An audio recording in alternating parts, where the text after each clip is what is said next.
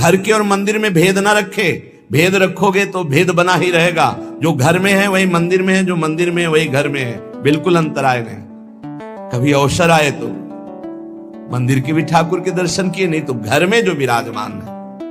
हितजू महाराज ने सुधा निधि में कहा, कब होगा मैं अपने घर में राधा वल्लभ लाल जी की ऐसी सेवा कर पाऊं। सच्ची मानिए वो किसी स्वार्थी नहीं है कि तुम उनका कुछ खवा पिया के ऐसे, वो हेतु की कृपालु है, कृपा ही कृपा करते हैं। फिर सबको भगवत प्राप्ति क्यों नहीं हो जाती जो कृपा करते? चाहते नहीं हो भैया, भगवान के प्रतिकूल आचरण कर रहे हो, पापाचरण कर रहे हो, धर्म विरुद्ध आचरण कर रहे हो, फिर भी यदि चाह लो तो तुम महापुरुष बन जाओ। वो तो कह रहे हैं भाव तो बदले। भाव नहीं बदलेगा, पीठ के पीछे कोई है, अगर मुड़ के नहीं देखोगे तो कैसे? अभी भगवान की तरफ पीठ की हो, संसार की तरफ सन्मुख हो, संसार की तरफ विमुख हो, प्रभु की तरफ सन्मुख हो। देखो अभी कृपा पहले से बरस रही है आपके ऊपर। कोई मुकुट बनाकर, कोई चंद्रिका बनाकर। अहो भाग्य है 12-12 बजे रात तक बच्चे श्री जी के श्रृंगार, हाँ, अपनी अपनी कुटिया में भी लगे रहते हैं श्री जी की चंद्रिका बनाना। श्री जी की जब हमको ये सब सूचना मिलती कि ऐसे ऐसे सेवा, तो हृदय प्रणाम करता है। अभी नवीन अवस्था है जहां उन्मत्त होकर उद्दंडता करने का मन करता है, वहां रात के 12 बजे तक इस श्री जी की चंद्रिका, ये एक सजनी जी की चंद्रिका, ये अमुक अंग का आभूषण है। जीवन सार्थक हो। कोई सुंदर इत्र, ऋतु के अनुसार इत्र लगाया, और पहले इत्र अपने लगाया जाता है। हमारे यहाँ की उपासना बहुत मृदु है। जैसे इत्र शीशी से लाए तो पहले हम यहां लगाएंगे, सूंघेंगे, सुगंध ठीक है, इसके बाद यहां लगाएंगे। अगर जलन हुई तो वो इत्र हम श्री जी को नहीं लगाएंगे, क्योंकि ये कोमल जगह है। अगर यहां जलन हुई तो हम अत्यंत सुकुमारी लाडली जी के अंग में कैसे लगा सकते हैं? वो हटा देंगे। केमिकल पड़ा होगा तो सुगंध सही होगी, पर वो जलन करेगा। ऐसे इत्र को हम श्री जी के श्री अंग में नहीं लगाते, बाहर छिड़कने के काम में लेते हैं। और कोई कोई जब श्रृंगार हो गया ऐसे बलिहारी, कौन है वो बलिहारी जाने? जिनके सब कुछ श्यामा श्याम है, देखा श्रृंगारी तब बलिहारी जा रहे, अंगुलियां चुटका रहे, नजर न लग जाए हमारे लाडले। इसी पे तो प्रभु बिक गए। प्रभु की प्रभुता विस्मरण कराने वाला यही हित है, यही प्रेम है। कल्याण पीछे सुना है, वृंदावन का एक प्रसादी पुष्प सूंघ ले, एक बार माथा रख के रज में प्रणाम कर ले, एक बार प्रभु के दर्शन करे आवे जो महल में विराजमान है, खत्म खेल, निश्चित उसका कल्याण हो। फिर जो रोज अपने कर कमल से माला बना के, एक बार माला पहनाई थी श्री कृष्ण को मथुरा के माली ने, पढ़ लेना भागवत में, कुल परंपरागत लक्ष्मी बढ़ती रहे, निरोग रहो, आनंद मगन रहो, मेरी भक्ति बढ़ती रहे, ऐसे आशीर्वाद दिए थे लालजू ने। एक बार पोशाक सुधार दी थी दर्जी ने, जीवन मरण से मुक्त कर दिया। एक बार चंदन लगा दिया, कुछ जाने विश्व सुंदरी बना दिया, परम पद का अधिकारी कर दिया। कैसे भी भाव से कोई हमारे प्रभु फिर प्रिय लगे रहते हैं सब संत भगवान और सहचरिया सेवा में, ये फूल माला, ये फूल माला, ऐसे। अरे आप इसका परिणाम देखिएगा, हमारा हृदय इस बात से आनंदित होता है कि मेरे प्रभु की कितनी कृपा है, किसी को मिनट भर टाइम नहीं है, ऐसी सेवाएं हैं।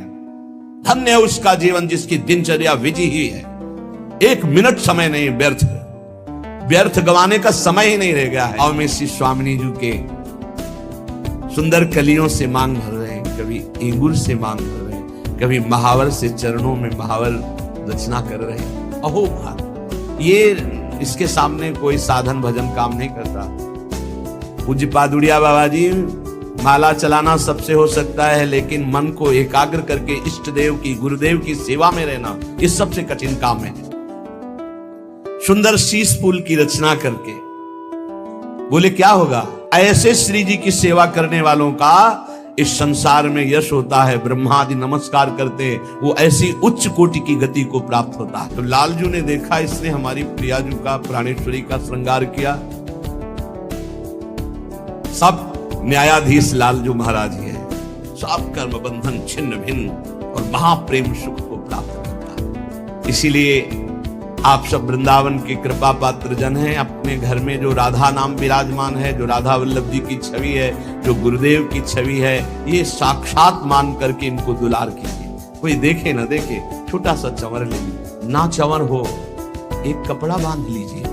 समझ रहे, कपड़े से आप, वो तो केवल भाव देख रहे हैं, भाव देख रहे हैं। मान लो चंवर लाने के पैसे नहीं, आपके पास इत्र लाने के पैसे नहीं, आप भाव में ऐसे कीजिए, बहुत सुंदर इत्र केवड़े का डाला, भारी सुगंध, बहुत शीतल, और हम श्री जी के लगा रहे हैं। कुछ नहीं है, ना रुई है ना इत्र है, और इत्र लग गया, श्री जी प्राप्त। भाव भाव। एक बार एक कोई स्वामी श्री हरिदास जी की महिमा सुनी तो दर्शन करने के लिए सोचा, वो बड़ा व्यापारी था। तो आज के 500 वर्ष पहले 1 लाख रुपए की कितनी महिमा थी? 1 लाख रुपया 500 वर्ष पहले 1 लाख रुपए का इत्र लेके आया। पता लगाया तो स्वामी जी यमुना के पावन पुलिन पर बैठे, आंख मूंदे।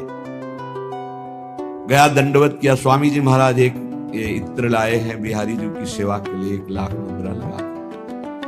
स्वामी जी कला, आंख खोल के देखा भी नहीं, लिया, ढक्कन खुला उसका, ऐसे रेत में मारा और ताली बजा कर ऐसे। बड़ा दुख हुआ उसको, 1 लाख का इत्र लाए और रेत में फेंक दिया। फिर स्वामी जी बाह्य दशा को प्राप्त हुए, जब देखा उसकी तरफ, वो विकल, मेरी सेवा स्वीकार नहीं हुई, फेंक दिया गया। उनका जा निधिवन में बिहारी जी के दर्शन करो, जाके जाओ। जे भी निधिवन राज के प्रधान द्वार पर गया तो वही इत्र की सुगंध, और जब बिहारी जी पे गए तो बिहारी जी के पूरे सब वस्त्र भीजे हुए थे उसी इत्र से। इत्र डाला रेत में और भींजे हुए बिहारी जी थे। अब वो तो दौड़ा दौड़ा आया स्वामी जी के, स्वामी जी ऐसा आप ताली बजा के हंस रहे थे, कृपा करके बताइए। अब हमारा संशय दूर हुआ कि इत्र तो बिहारी, पर प्रभु उस समय, तो उनका उस समय प्रियालाल होली खेल रहे थे, तो लाल जो पिचकारी तक तक करके प्रियाजू के श्रीअंगों में मार रहे थे। इतने में तुमने इत्र दिया तो पूरी इत्र की बिहारी जी के, तो भाई इतने में विजय हो गई हमारी लाडली जी की। बिहारी जी पूरे तर थे इत्र से। भाव की वस्तु तत्काल पहुंचती है, वस्तु हो ना हो, भाव कर लो तो पहुंच जाएगी। पूज्य श्री रघुनाथ दास गोस्वामी जी राधा कुंड निवासी, शरीर अस्वस्थ हुआ। जब एक खबर पहुंची तो पूज्य श्री वल्लभाचार्य जी के, श्रीनाथ जी के उपासक राजवैद्य वो आए। उन्होंने नाड़ी पकड़ी, बहुत से ब्रजवासी जन बैठे थे, तो कहा बाबा आपने कढ़ी चावल पाया है, इसलिए कहीं कहीं खीर आता है कि आपने। तो ब्रजवासियों ने कहा वैद्य जी आप क्या बात करते हैं, मठा और नमक के सिवा बाबा वर्षों हो गए कुछ जबान पे नहीं रखा। ध्रुवदास जी ने भी लिखा है, लौन तक ब्रज को लियो परस्यो नहीं कछो आन। लौन नमक, तक्र माने मठा, नमक मठा के सिवा कुछ छुआ ही नहीं वर्षों से। रघुनाथ दास गोस्वामी जी जो राधा कुंड निवासी, तो उनका हम वैदिकी छोड़ देंगे अगर हमारी बात झूठ हो जाए।